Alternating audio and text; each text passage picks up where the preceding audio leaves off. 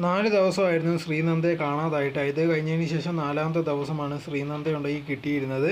ഈ സമയത്തും ഉണ്ടെങ്കിൽ ഇതിൽ ഒരുപാട് ദുരൂഹതകൾ ഇപ്പോഴും നിറഞ്ഞു നിൽക്കുകയാണ്. ഫാമിലി മുഴുവനും പറഞ്ഞുകൊണ്ടിരിക്കുന്ന ഒരു കാര്യം എന്ന് പറഞ്ഞാൽ ഇതേ കണക്ക് ഞങ്ങൾ ഇറങ്ങി തപ്പിയ സ്ഥലത്താണ് ഇപ്പോഴുണ്ടെങ്കിൽ ഇതേ കണക്ക് ബോഡി കിട്ടിയെന്നുള്ളൊരു കാര്യമാണ്. ആ സമയത്ത് കിട്ടാത്തത് എങ്ങനെയാണ് ഇപ്പോൾ കിട്ടിയെന്നുള്ളൊരു കാര്യം പറയുന്നുണ്ട്. ഇപ്പോൾ ഈ കുട്ടിയുണ്ടെങ്കിൽ കാല് തെറ്റി വീണതാവാനുള്ള സാധ്യതയുണ്ട്. അതേ സമയത്തുണ്ടെങ്കിൽ കിഡ്നാപ്പിംഗ് ആവാനുള്ള സാധ്യത വളരെയധികം കൂടുതലാണ്. ഫാമിലി പറയുന്നത് കിഡ്നാപ്പ് ചെയ്തതായിരിക്കും എന്നുള്ള രീതിയിലാണ്. അതിന് മെയിൻ കാരണം എന്ന് പറഞ്ഞാൽ ഇതേ കണക്കൊണ്ട് ആ കുട്ടി താഴെ അങ്ങനെ വീഴുകയാണെങ്കിൽ എന്തായിരുന്നാലും സൗണ്ട് കേൾക്കാതിരിക്കത്തില്ല. സൗണ്ട് എന്തായാലും ഉണ്ടാക്കിയിരിക്കും വീഴുമ്പോഴത്തേക്ക്. അപ്പോൾ ഇവരുടെ കുടുംബം അല്ലെങ്കിൽ വേറെ ആൾക്കാർ, അവിടെ ഒരുപാട് ആൾക്കാരുണ്ടായിരുന്നു, അവിടെ ഒന്നും അവരോ ആൾക്കാരോ വേറെ ആൾക്കാരോ ഒന്നും കേട്ടതില്ല. അതോടെ തന്നെ ഫാമിലി പറയുന്ന ഒരു കാര്യമാണ് ഇതേ കണക്കുണ്ടെങ്കിൽ അവിടെ ഒരു കൗണ്ടർ ഉണ്ടായിരുന്നു, പക്ഷേ ഇപ്പോൾ അത് അവിടെ കാണാനില്ല. ഇതേ കാര്യം ഉണ്ടെങ്കിൽ പോലീസിൻ്റെ അടുത്തും പറഞ്ഞിട്ടുണ്ടായിരുന്നു.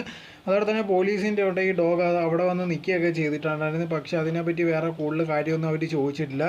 എന്തായിരുന്നാലും ശരി, ഈ ബോഡിക്ക് അത്ര പഴക്കമൊന്നും ഇല്ലെന്നുള്ള രീതിയിലാണ് ഫാമിലിയും പറയുന്നത്. എന്തായിരുന്നാലും ഇതിനെക്കുറിച്ചുള്ള കൂടുതൽ ഡീറ്റെയിൽസ് ഇനി വന്നാൽ മാത്രമേ അറിയാൻ സാധിക്കുകയുള്ളൂ.